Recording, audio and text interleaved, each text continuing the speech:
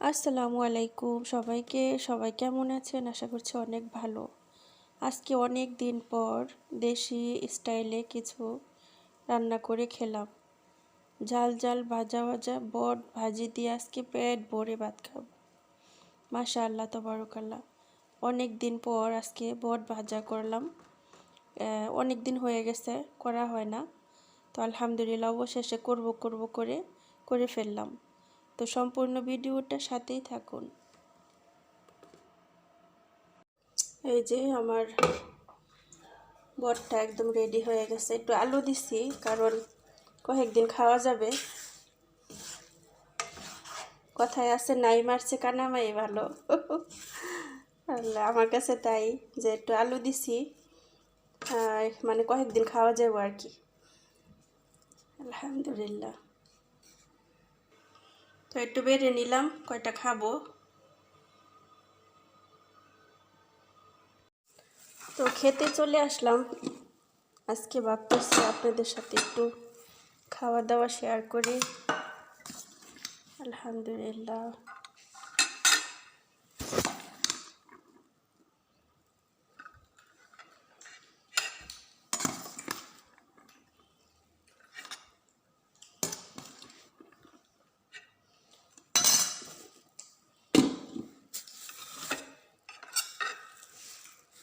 আর কিছু নেব না, জাস্ট একটু বটটা বাইরে নিলাম। আর বাকিগুলা এক্সট্রা একটা বাটিতে রেখে দিছি যেন ঘন ঘন না ধরতে হয়। ঘন ঘন দেখা গেছে আমি এখন খাইলাম ওইখান থেকে নিলাম, আবার একটু পরে খাইলাম ওইখান থেকে নিলাম। এটা এভাবে নিলে কি হইব, নষ্ট হয়ে যাব তাড়াতাড়ি। তার জন্য এটা এক্সট্রাভাবে রাখলাম।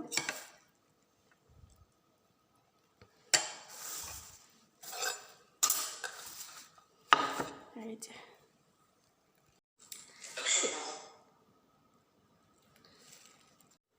ক্যামেরার সামনে খাইতে আমার জানি কেমন লাগে, তারপর মাঝে মধ্যে ইচ্ছে করে যে খাই। এই যে তো ভাত নিচ্ছি, অনেকগুলা ভাত নিচ্ছি। আজকে দেশি খাবার পেয়ে আমার হুঁশ নাই। এই যে বট দিয়ে সাদা ভাত আমি রান্না করতেছিলাম আর আমার কাছে লাগতেছিল। একদম মাখায় চকায় তারপর রান্না করছি সব ময় মশলা দিয়ে। আগে কতক্ষণ আধা ঘন্টার মতো মাখায় রাখছি, তারপর তেলের মধ্যে গরম মশলা দিয়ে ছেড়ে দিছি। মানে এটা আমি কিন্তু সাথে লেবু দিই, লেবুটা দিলে অনেক ভালো লাগে টেস্ট। তো এইভাবে আমি কখনো দেশেও রান্না করি নাই বট, কিন্তু এদেশে এসা মানে কিছু এই আইডিয়া থেকে ভালো হয়, আবার কিছু ভুল থেকেও কিন্তু অনেক কিছু ভালো হয়। তো এটা আসলে ওনারা তো এই যে কষানির একটা গ্রান যা আছে এটা সহ্য করতে পারে না। তার জন্য আমার এই আইডিয়া করে আমার রান্নাটা যে একদম মাখায় চোখায় তারপরে তেলের মধ্যে ছেড়ে দেব। তো এইভাবে করতে করতে না এখন দেখি যে না, যেটাই রান্না করি এইভাবে মাশাল্লাহ ভালো হয়। মাঝে মধ্যে মুরগিটাও এইভাবে রান্না করি। তো খাই। বিসমিল্লাহির রহমানির রহিম। কে কে খাবেন চলে আসুন।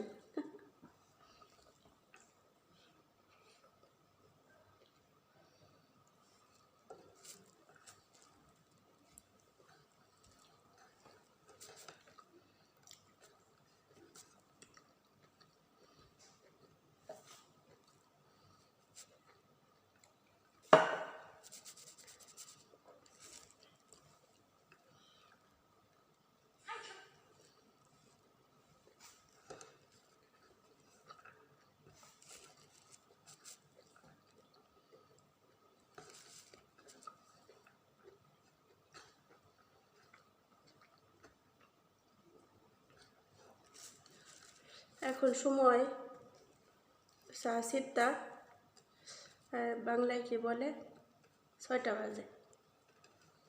তো এইমাত্র আসরে নামাজ পড়ে আসলাম। আর তরকারি সেই ঝাল হয়েছে, ঝাল ঝাল।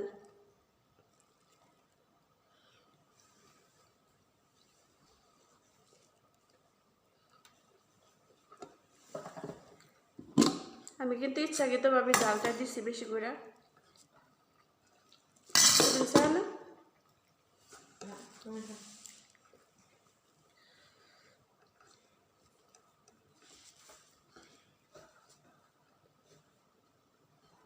أول مرة أشوف أنا هذا، ما سويت قبل.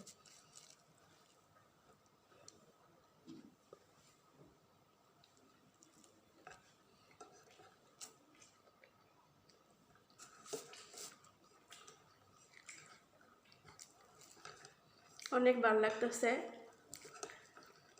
ঝাল ঝাল। শেষে লাস্ট টাইম একটু গরম মশলা দিয়ে দিছি, মাশাআল্লাহ।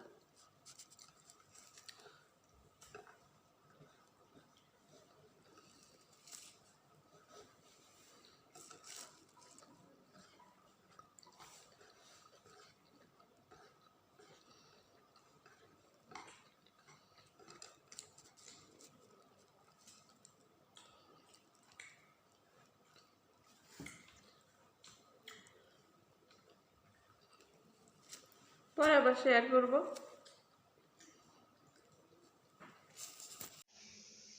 একটা জিনিস শেয়ার করতে আসলাম, সেটা হয়েছে আমার কফিলের আজকে সৎ ভাই আসছে।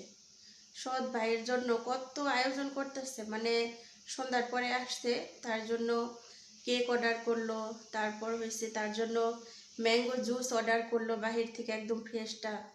মানে কত একটা আয়োজন। আর দেখেন তো সুবহানাল্লাহ, আসলে আমাদের বাংলাদেশও কিন্তু সবাই এক না, কিছু কিছু মানুষ কিন্তু সৎ ভাইয়ের প্রতি অনেক ভালোবাসা অনেক আছে। কিন্তু আমার চোখের দেখা আমি অনেকগুলো দেখছি, যদি শুনে যে সৎ ভাই আসবো বা সৎ ভাইয়ের বউ আসবো, তখন তারা পারে না, ঘরে তালা মেরে বাহিরে চলে যায়, যে আসলে বলবেন যে ওনারা বাইরে চলে গেছে। ঠিক আছে। আর এখানে দেখেন সৎ ভাই আসলে, সৎ ভাইয়ের বউ আসলে এতটা আয়োজন করে, তাদের মন খুশি করে দেয়, সুবহানাল্লাহ। আর সৎ মা আসলে তো আরো বেশি। সৎ কিন্তু একটা কাছের মানুষ, সৎ সৎ সৎ চিন্তা ভাবনা, সৎ সৎ মানে সতই। আর সতের মধ্যে দেখেন সৎ ভাই সৎ মা, এর মধ্যে কতটা পার্থক্য না, অনেকটাই পার্থক্য। সৎ শুধু নামটাই, এছাড়া সবই পার্থক্য, সুবহানাল্লাহ। তো এর জন্য দেখেন কি কি আয়োজন করলো, ওগুলা দিয়ে আসলাম। কেক অর্ডার করলো, কাইটা ম্যাডাম নিয়ে গেল, জুস টুস দিয়ে আসলাম। এখন তাদের জন্য কি বসাইছি চুলাই দেখাই। এই যে তাদের জন্য গাহুয়া বসাইছি, সুইট গাহুয়া। এটাই স্পেশাল মেহমান আসলে ওনারা করে, ঠিক আছে। সুইট গাহুয়া বসাইছি, এটা এখন তাদেরকে দিয়ে আসবো। তাহলে দেখেন, এটাই বুঝাইলাম যে আমাদের বাংলাদেশে সৎ সৎ ভাই বোনের মধ্যে অনেক পার্থক্য, আর সৎ ভাই বউ এদের মধ্যে অনেক পার্থক্য, সবাই আবার একটা। আর এই দেশে সৎ ভাই বোন যারা আছে তাদেরকে এতটা ভালোবাসে, কারণ সৎ জিনিসটাই তারা বুঝতে দেয় না, সুবহানাল্লাহ।